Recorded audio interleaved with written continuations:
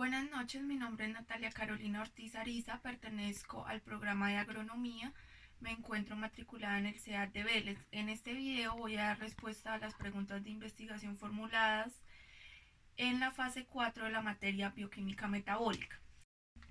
La primera pregunta corresponde a ¿a qué se debe el nivel de la ureasa y catalasa bajo, medio o alto en la finca en la que se realizaron las muestras? Para dar contestación a esta pregunta voy a dividir la pregunta en dos partes. Por una parte estará la ureasa y por otra parte la catalasa. Bueno, en lo que refiere a la ureasa es importante pues explicar qué es esta. La ureasa es una enzima que permite catalizar la hidrólisis de la urea a dióxido de carbono y amoníaco. ¿Cómo se encuentra presente esta urea en el entorno? Esta urea se encuentra presente gracias a las excretas de microorganismos, invertebrados, anfibios. Entonces, ¿qué nos indica esta enzima ureasa? Que los microorganismos presentes en el suelo tienen la capacidad de sintetizar la urea de tal manera que pueda ser aprovechada por las plantas, debido a que la urea directamente no puede ser aprovechada por las plantas. En el experimento realizado se encontró un nivel de ureasa bajo, lo cual significa que hay una población pobre o hay una población mínima de organismos que son capaces de sintetizar la urea y convertirla en otros compuestos del nitrógeno que sí pueden ser aprovechados por las plantas. Por otro lado, tenemos la catalasa, que es una enzima con un poder detoxificante que se encarga de eliminar los compuestos o residuos que sean altamente reactivos al oxígeno, como es el peróxido de hidrógeno. Esta eliminación se hace a fin de evitar que ocurran daños al interior de la célula. En nuestro experimento, al añadir peróxido de hidrógeno en nuestra muestra de suelo, que es la misma agua oxigenada, se crea un estrés oxidativo al interior de la célula que causa que haya un rompimiento de los enlaces de oxígeno, y esto crea una efervescencia en nuestra muestra. En las muestras analizadas se observa un nivel de efervescencia muy bajo, entonces esto indica que la actividad de la catalasa es baja. La medición de la catalasa es una manera, es como un indicador de la actividad microbiana. Entonces esto nos indica que nuestro suelo tiene una baja actividad microbiana. O sea, el porcentaje o la cantidad de población microbiana que se encuentra en este suelo es muy baja. Por esto no se provocó una reacción alta y por eso no se provocó pues una efervescencia. La segunda pregunta es referente con la capacidad de intercambio catiónico. Entonces tenemos la siguiente pregunta. Teniendo en cuenta las pruebas enzimáticas realizadas en la finca, ¿usted esperaría que la capacidad de intercambio catiónico fuera alta, media o baja?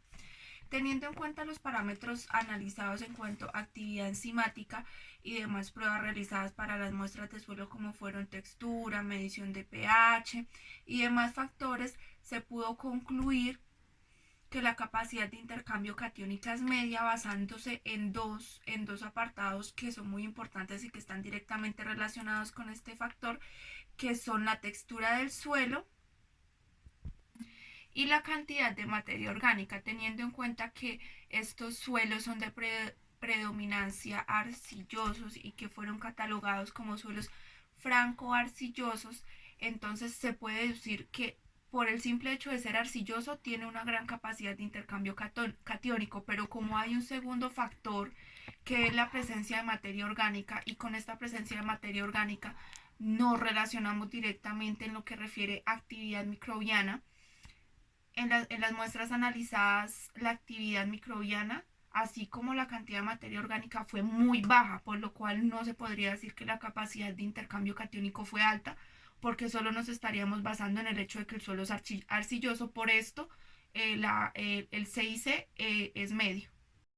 Nuestra pregunta número 3 dice: ¿cómo influye la presencia de enzimas en el suelo de la finca visitada sobre el tipo de plantas que se encuentran en el sistema productivo?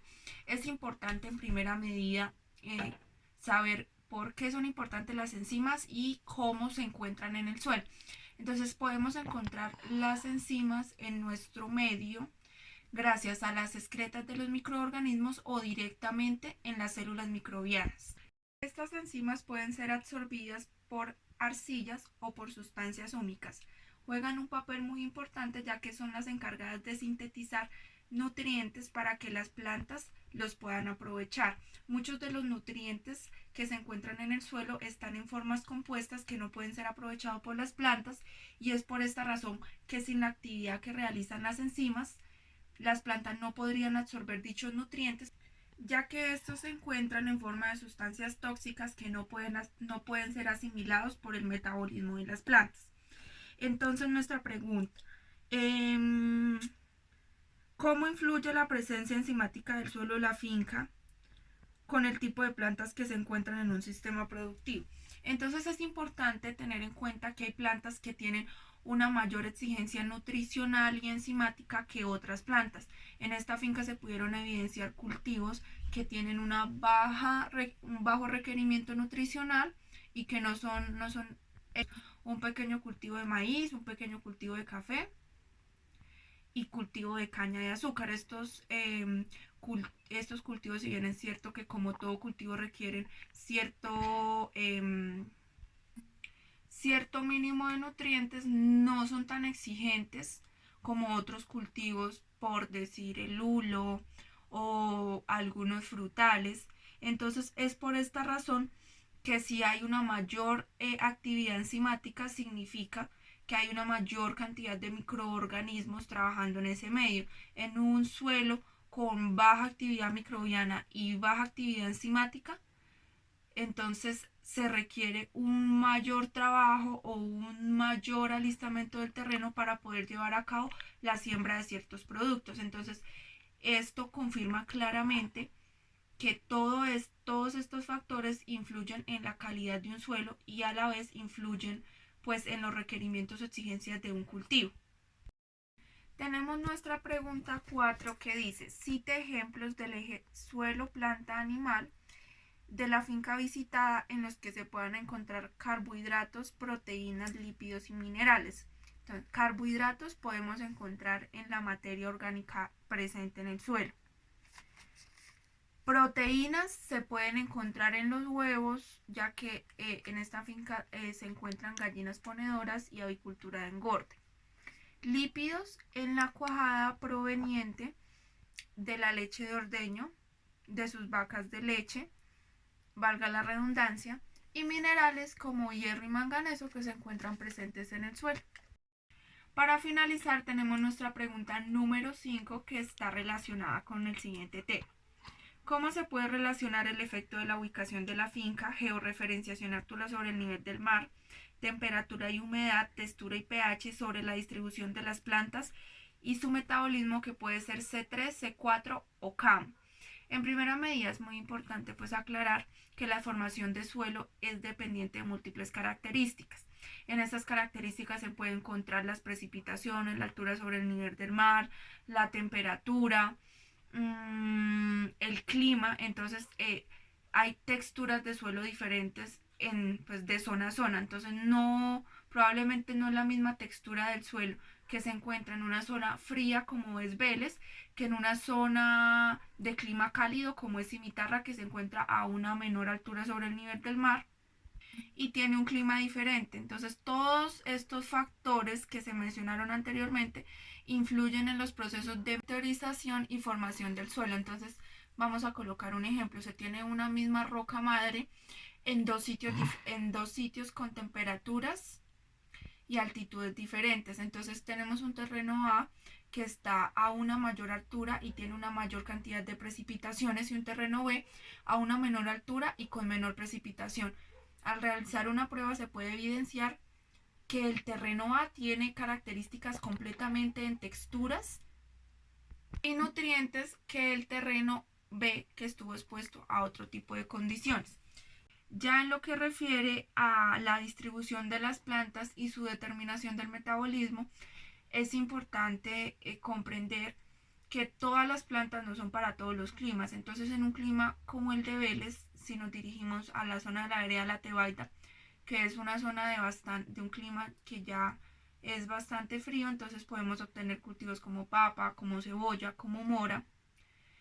Y tenemos que en una zona de clima muy caliente, como puede ser Landazuri y Cimitarra, ya tenemos otro tipo de productos como puede ser el cacao, el bananito, la papaya. Entonces es importante entender que cada planta tiene una serie de características que le permiten hacer una adaptación a un medio específico. Entonces puede que de pronto si yo siembro una mata de cacao, puede que se me pueda dar, pero no va a crecer en condiciones óptimas ni va a tener las mismas características de rigurosidad que tiene en un clima que es para sus condiciones.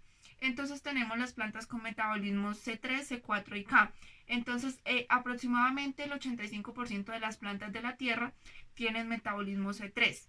Entonces el metabolismo C3 difiere del metabolismo C4 y CAM porque el C3 toma directamente el dióxido de carbono y lo sintetiza a través de la enzima rubisco, mientras los metabolismos C4 tienen una diferencia, el C4 tiene una diferencia en espacio y el CAM tiene una diferencia en tiempo. Entonces, las plantas con metabolismo C4 toman el dióxido de carbono y lo dirigen a unas células llamadas mesófilo y después lo remiten a unas células de las vascular de la planta, mientras que las plantas CAM realizan una función en la mañana y una función en la noche. Entonces en la noche estas plantas abren sus estomas para captar dióxido de carbono y en el día cierran sus estomas. Entonces se podría decir que cómo influyen condiciones de temperatura, pH, humedad, precipitación en estos tipos de plantas. En el experimento realizado tenemos algunas plantas de metabolismo C4 como son el maíz y muchas plantas de metabolismo C3. Entonces este es un clima frío. Las plantas de metabolismo C3 se desarrollan mejor en lugares húmedos con abundancia de agua, abundancia de oxígeno, mientras que las plantas metabolismo C4 y CAM son plantas que se adaptan a medios calurosos y extremadamente secos. Entonces esto hace que ellas creen como una resistencia y hagan un mejor aprovechamiento de los recursos. Este, al ser un clima frío con bastante humedad, tiene una predominancia de plantas C3 porque se adaptan mejor a este medio y tienen mayor disponibilidad de nutrientes y de recursos como puede ser las precipitaciones.